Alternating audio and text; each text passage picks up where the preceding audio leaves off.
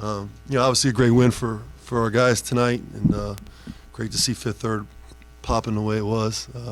Got pretty loud in there. I thought this game was won. When I say won, Saturday night when we left the locker room after a loss that I'd never experienced before, the way it went down, I told our guys that Monday's practice would show the character of each man in this room, including the coaches, and had our best practice of the year on Monday, which is I'm getting to know this team really spoke to me in terms of what these guys are willing to do, and sometimes rubber's got to meet the road, and I was really proud of the way they handled it, and then followed up with another good practice. And the way it matriculated, kind of the way it worked out on the court was, we went through adversity with foul trouble. Two of the guys that we run all our stuff for had 4 fouls with 14 minutes on the clock, and both of them came back in the game and played lights out. They didn't live in their own adversity, and I thought that really, the made shots, the ball popping, we'll get into all that. I thought that's really where it started for us, and I was really proud of the guys for that. I thought Trey Scott was really good. We played a team that is one of the top defensive teams in the country, top 5. They give up 55 points a game. Nobody scored more than 70 on them this year, and so style of play wise, that's what it looks like. That's the expectation for those who've seen the style before. When the ball pops, that's what it looks like. Shots go in and out, that's fine, but that's what the style looks like when we're executing at the level that we need to be executing at. So really proud of our guys. Obviously a quick turnaround, and we got to get ready for Iowa on Saturday.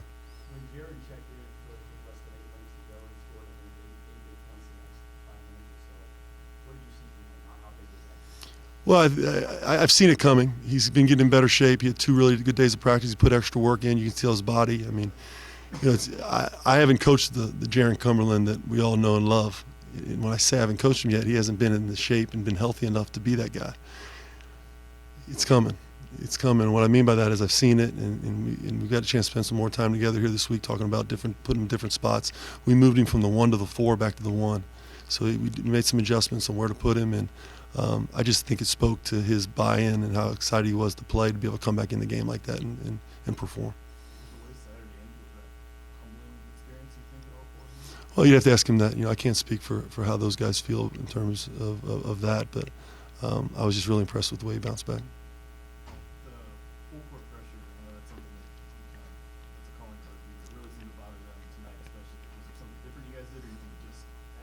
No, they have one primary ball handler, and he plays 35 minutes a game. And he not only is their primary ball handler, he's their primary full court defender.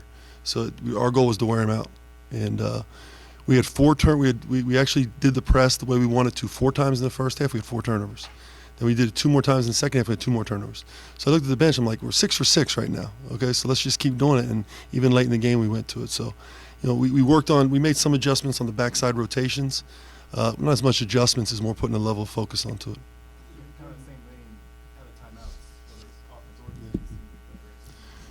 Execution was better. We're not a great executing team. I've talked about that in length, and that's what it looks like when we become an executing team. And so I don't know what else to say, but that's what the style looks like when we're where we need to be.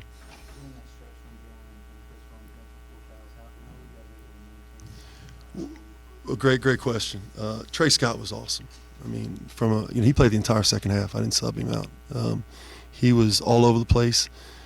We showed a video of just cutting off the ball for him and Keith this afternoon to shoot around, and he was cutting everywhere, getting in lanes, finding open spots, verbalizing everything defensively. Micah helps out with that. He was able to sustain some things.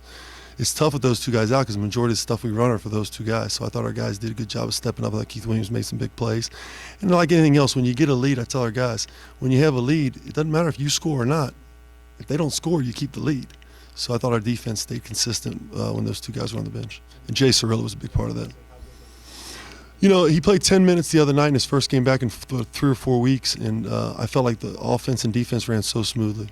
When he's on the floor, things just run more along the lines of the way, smoother in terms of ball movement, in terms of our defensive communication. And then tonight he put the ball in the hoop a few times.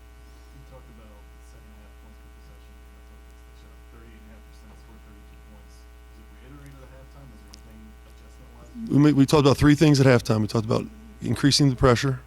We talked about handling their screening action with more physicality and more alertness level. And we talked about contesting at a higher rate. Like we won 100%. We weren't contesting high enough on our contests. Keith Williams stepped that up in the second half, and we did all three of those things. So in the locker room, I told him, I said, we were 38% in the second half. That now means nothing to them. They want points per possession. So I don't have the points per possession in my fingertips because I don't know the possession. So I was hoping, Justin, you would tell me that, so I knew it. I didn't think you'd have it either. Yeah, I'll know it tonight.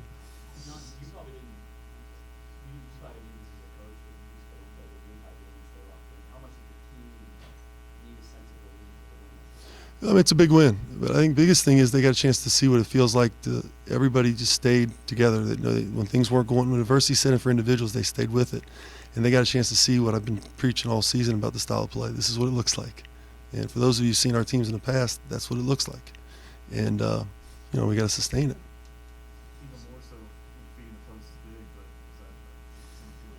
Well, we knew we'd had advantage in the post. They play behind in the post a little bit, so we felt like we'd get some duck ins.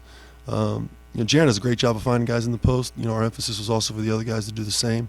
And then, you know, Chris Vogt, I'm harping on him about ducking in hard and being physical, but not when you have 3 fouls with 15 minutes to go in the second half. So we're still learning to read between the lines a little bit.